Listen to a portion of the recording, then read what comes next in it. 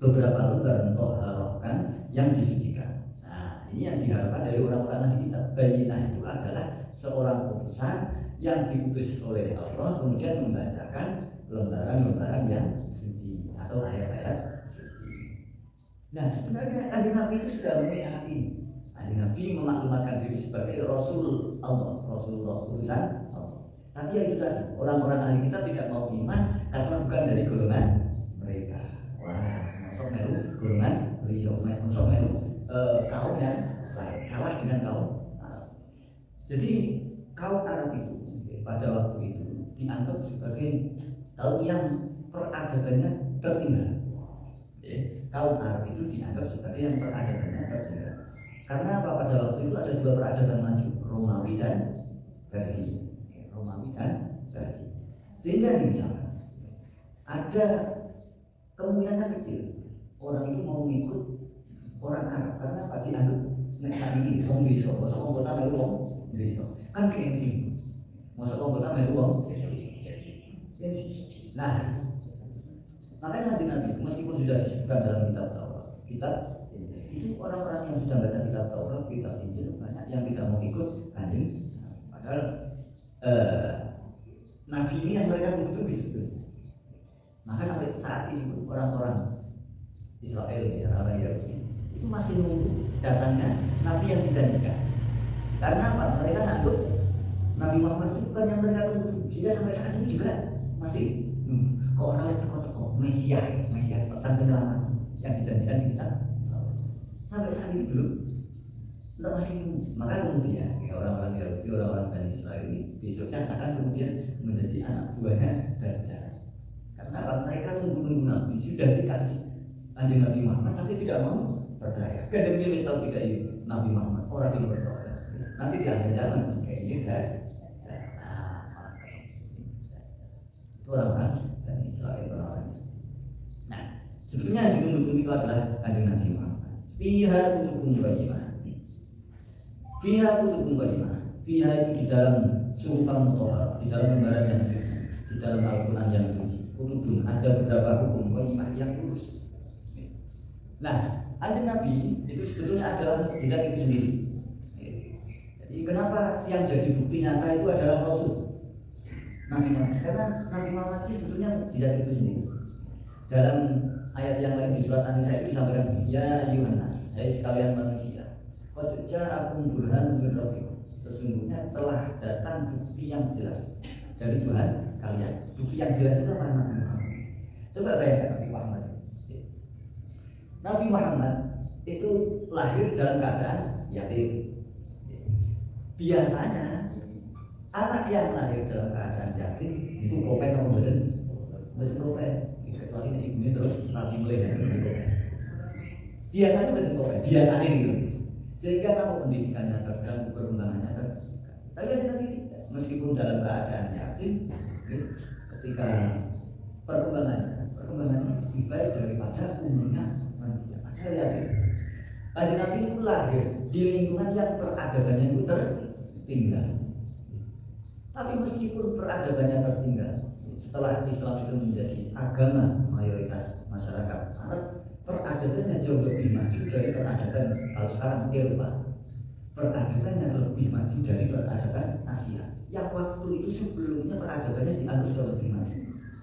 Buktinya apa? Buktinya ketika zaman keemasan Islam, zaman ada dinasti Umayyah, ada zaman dinasti Abbasiyah, ada zaman dinasti Umayyah juga, artinya itu masyarakat Eropa masih betul-betul terbelakang, masih terbelakang, sehingga mereka belajarnya itu ke Andalusia. Waktu itu masih dikuasai oleh Islam Spanyol. Mereka belajarnya ke Irak, belajarnya ke Islam. Karena apa? Peradaban Islam jauh lebih maju daripada peradaban. Bayangkan, Kanjeng Nabi yang lahir di pelosok desa, tapi malah lebih pintar daripada orang kota.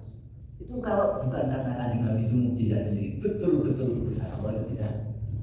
Jadi bayangkan misalkan ada orang Papua tidak pernah belajar komputer, tidak pernah belajar teknologi, ujuk-ujuk bisa mengarahkan orang ahli IT. Kira-kira gimana penanganannya? Wah, ini mesti orang Marduni.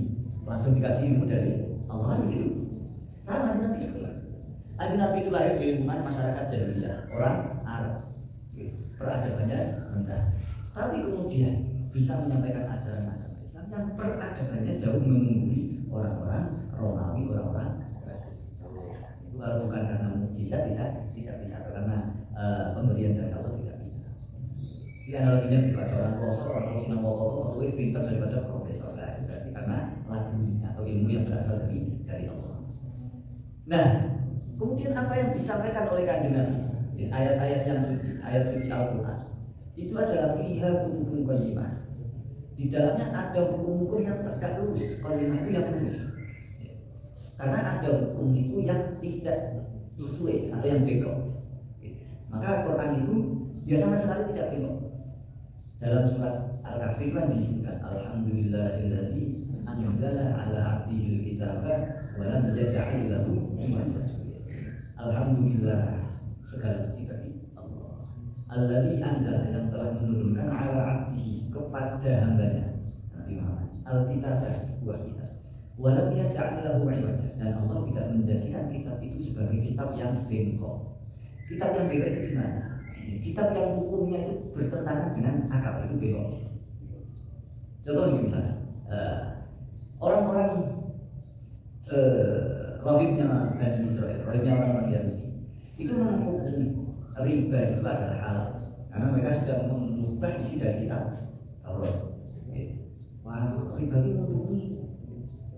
Nah misalnya, aja orang perlu kerja wis menganak diri, kan riba gitu. Nah, akhirnya apa? Orang-orang lahirnya orang Yahudi membuat hukum riba halal selama dilakukan oleh para rahib, para pendeta. Tapi orang rahib haram, bertentangan dengan akal. Kalau misalnya jadi mengikuti waktu nak teman ya, jadi rahib bisa ngomong itu duit dewi dari hasil riba. Karena orang jadi rahib orang bisa. Jadi bertentangan dengan akal. Atau misalkan ada yang menghalalkan misalkan minuman keras, padahal di zaman ini sudah diketahui minuman keras itu efeknya bagi kesehatan macam-macam. Ketika ada agama yang menghalalkan minuman keras, padahal minuman keras berdampak buruk bagi kesehatan, akal kita bertentangan ya. Wah, masa agama menghalalkan perkara yang merusak tubuh? Pasti bertentangan. Nah, agama Islam itu tidak, semua hukumnya itu pasti sejalan dengan pemikiran kita, akal kita. Perkara apik diperintahkan, perkara elek kon ngedul. Sehingga kita itu tidak ada pertentangan akal ketika mau agama Islam. Coba sebutkan, ada nggak satu hukum Islam yang dengan ganjil? Poso, ganjil lo boleh cerita boleh poso. Masuk para kon ngelaya. Ternyata bermanfaat untuk kesehatan. Sodako jelas nih, sodako pemerataan kekayaan, sholat, jelas. Semuanya ada nilai-nilai positif atau ada dampak positif bagi kita, sehingga akal kita itu menerima dengan enteng. Dan timbul keiman, hukum keiman. Jadi hukum-hukum yang tegak lurus sehingga kita itu tidak ganjil. Akal kita itu bisa menerima dengan mudah. Nah, itu dia hukum keiman. Wa tafarraqal ladzina utul kitab, wa tafarraq, dan tidak berbeda pendapat. Alladzina utul kitab, orang-orang yang diberikan Alkitab. Orang-orang yang diberikan Alkitab itu tidak berbeda pendapat. Illa min ba'di ma ja'atuhum, illa min ba'di ma ja'atuhum, kecuali setelah datang kepada mereka apa al-bayyinatu, bukti yang nyata. Orang-orang yang diberi kitab itu tidak akan berbeda pendapat kecuali setelah datang bukti yang nyata itu, atau setelah datang Rasul. Orang-orang yang diberi kitab itu mereka sudah punya modal, sudah punya pengetahuan awal. Nah ini tidak akan berbeda pendapat, berselisih kecuali datang seorang utusan. Jadi orang sudah punya tahu sedikit ajaran Taurat atau itu. Kemudian datang Nabi Muhammad menyampaikan, saya ini adalah Nabi terakhir, Nabi yang dijanji. Ada sebagian kecil yang percaya, ada sebagian besar yang tidak percaya. Dan yang dilakukan oleh hari kita itu dari dulu begitu, terutama orang-orang Bani Israel. Orang-orang Bani Israel itu berkali-kali diberi nabi, nabi yang betul-betul dari Allah, bukan nabi jadi atau nabi ngatungan. Tapi yang mau percaya itu hanya sedikit, yang sebagian besar itu tidak percaya. Maka mungkin banyak nabi-nabinya Bani Israil yang wafatnya itu karena dibunuh oleh kaumnya, karena sebagian besar itu tidak percaya. Nah, itu orang-orang yang dipilih. Sehingga orang-orang ahli kitab meskipun dalam hukum fikih itu mendapatkan beberapa keistimewaan, tapi dalam hal akidah mereka itu lebih parah, lebih luar biasa hukumannya daripada orang-orang musyrik. Karena kalau orang-orang musyrik itu sama sekali tidak tahu apa-apa, belum pernah sinau, belum pernah sekolah, jadi belum pernah misalnya kayak sok. Tapi orang-orang ahli kitab itu sudah pernah baca kitab Taurat, pernah mendengarkan Taurat, Injil, tapi tidak mau iman kepada Kanjeng Nabi. Padahal mereka sudah wis tahu sekolah SD tapi langsung mau coba belas. Untuk enggak belum mau. Nah, orang-orang kita, sehingga mereka itu lebih nemen daripada orang-orang musyrik. Wis tahu untuk Taurat Injil tapi kok enggak mau iman kepada. Nah, makanya siksanya memang lebih luar biasa orang-orang kita yang tidak mau iman. Maka kalau zaman dulu ketika Nabi di Madinah, itu orang-orang munafik. Orang-orang munafik itu berasal dari ahli kitab. Jadi wong Yahudi yang kemudian mereka supaya mendapat hak yang sama dengan orang-orang Islam. Kemudian mereka pura-pura masuk Islam. Pura-pura masuk Islam. Kok Islam? Tapi hati itu tidak iman kepada itu orang-orang munafik. Sehingga kalau kata Quran, innal munafiqina fi darkil asfali minan nar. Orang-orang munafik itu nanti jadi yang paling dasarnya neraka. Nah, inti neraka itu munafik. Tapi munafik yang ada begini.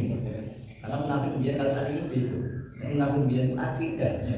Ngaku Islam ada betul Islam. Orang iman kalau pengiran, orang iman kalau Nabi. Nah saat ini munafik itu kelakuan. Jadi beda.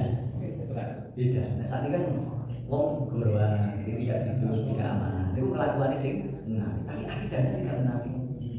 Kalau itu juga akidahnya yang munafik. Sehingga kata Quran orang-orang munafik dan munafik ini semuanya dari ahli kitab. Orang-orang musyrik itu tidak ada yang munafik karena orang-orang musyrik itu tipikalnya wong Arab. Wong Arab ini. Jadi ini salah satu hikmah kenapa Nabi yang terakhir itu diutusnya di Arab, di tanah Mekah. Orang-orang Arab itu karakternya nek iyo nek orang-orang. Orang kaya wong Yahudi. Orang kaya wong Jawa. Wong Jawa itu kita begini, padahal kita buri gitu. Kalau orang Arab tidak. Orang Arab itu ngomong seneng ya seneng. Orang ya orang.